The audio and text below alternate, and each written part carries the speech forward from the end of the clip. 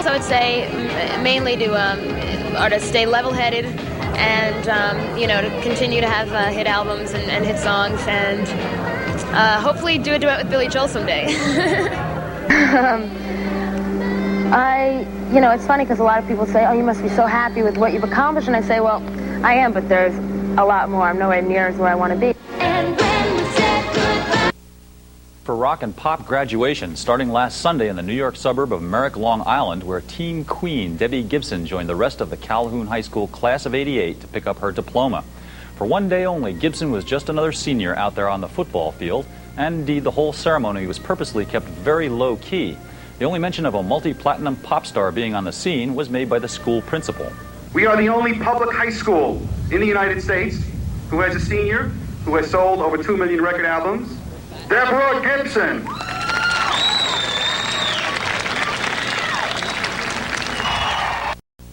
Gibson ha conseguido desde la aparición de su primer álbum Out of the Blue, no le ha hecho olvidar sus otras responsabilidades.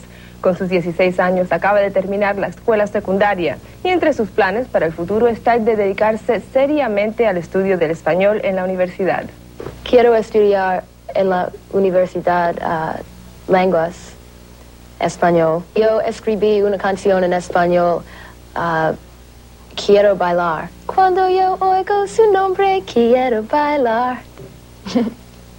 Yo estoy grabando mi segundo disco y sale en enero. Y parece que va a tener que estudiar bastante. Of course, songs, have their own characteristics, but there's kind of like a common link, and in that I like to keep my music positive and upbeat and melodic. I don't like noisy music. Neil had a good question about who you admire. Any women in that group? You mentioned Billy Joel. I also like Whitney Houston. I think she's got a fabulous voice.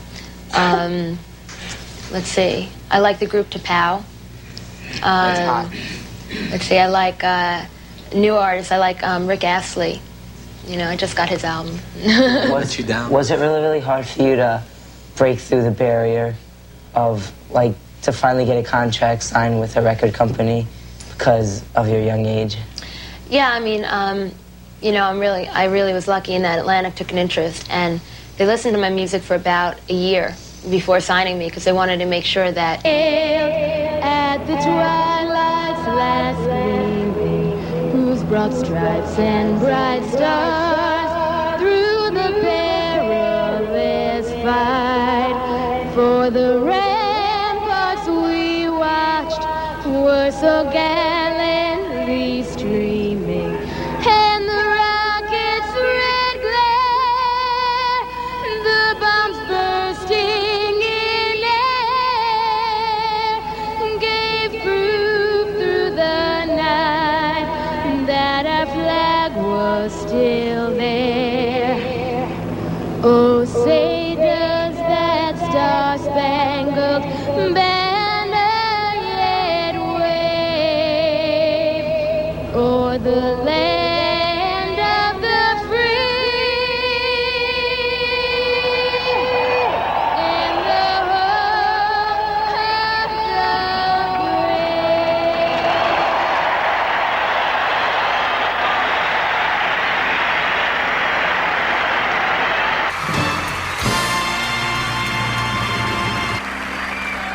Debbie, when you're driving in your car, music's for listening. But practically any place else, if the beat is right, music's for dancing. With these three nominees, the beat is definitely right. And the winner is C&C Music Factory. Do you find that West Coast designers have a different approach to dressing women? Well, I think that everything's a little more casual, even just based on the weather. My sister's actually a designer out there as well, and she seems to go for lighter, flowier fabrics. People in New York tend to get a little bit more done up. Maybe it's the theater influence. Along with the new song, the show's creators have customized, or should we say costumized, the role for Braxton. There's a little shoulder, a little bit of my back out. I mean, no tight Mark Bauer dresses or nothing like that, but they've really gone out of their way to make it more comfortable for me. Braxton is not the first recording star to play Belle on Broadway. I did send her a note saying if she had any questions or anything, which she didn't. You know, here I am thinking, hey, I'm like, I've been doing this a year. Tackling Broadway comes at a rough time. Braxton is currently fighting to overturn a contract with her recording label, LaFace, and Jeremy Irons, the star of the controversial film Lolita, turned out with the director Adrian Lyne Tuesday night for the film's New York premiere. The story concerns a middle-aged man's sexual obsession with a 12-year-old girl. And while the subject has provoked howls of criticism from some, it has stirred curiosity in others. I'm here because I'm intrigued by the subject matter. First of all, being a young performer, I had a lot of attention from older males, even married males, and I'm just kind of intrigued to see what makes those men tick, and hopefully this film will explain that. The clock. Any charity, I think it's a great thing. I think that celebrities should never underestimate their power. I mean, just to draw attention, because then people get more involved on a personal level.